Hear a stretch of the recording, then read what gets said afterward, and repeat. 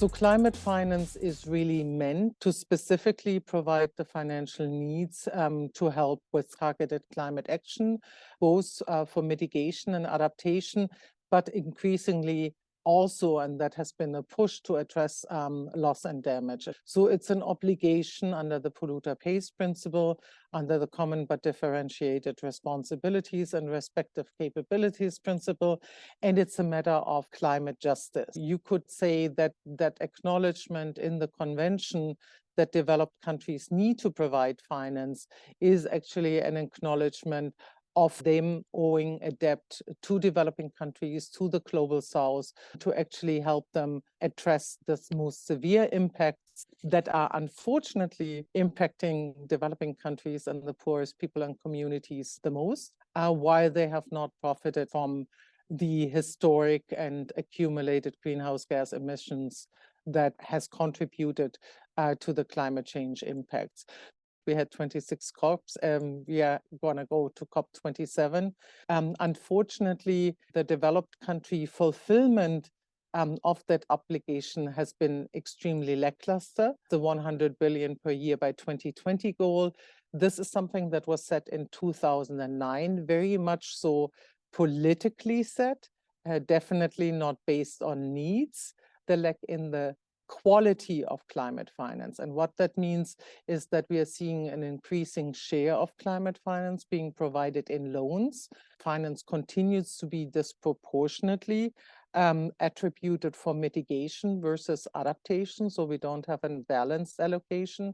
Addressing loss and damage has not been figured in, neither in the goal nor in the provision that we have. If you actually look how much arrives at the communities, it's not that much. A lot of the funding isn't gender responsive enough. A lot of the funding doesn't take into account the priorities and the capabilities of local communities, and does not provide any opportunity for communities to have a say in what it's going to be spent for.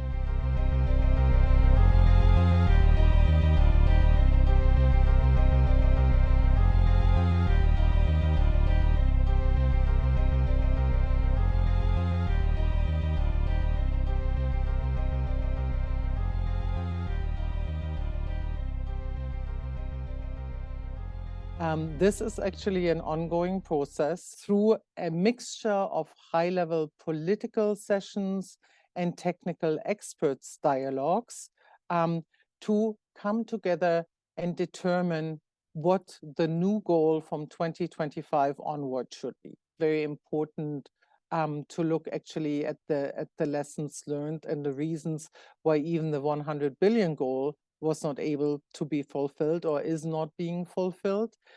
So it needs to be a lot higher.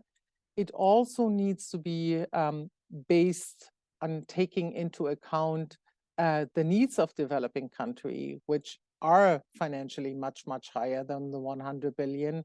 The biggest outcome to watch for is whether we see any new pledges or commitments with relation to adaptation finance, in particularly if we see some updated commitments towards delivery of the 100 billion, how soon that can be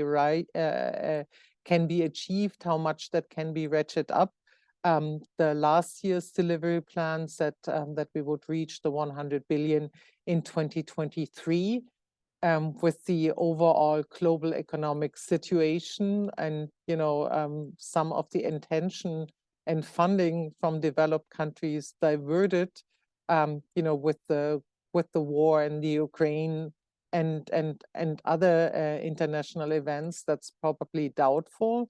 And then obviously the big thing to watch for is whether we get any progress on a financing facility for addressing loss and damage.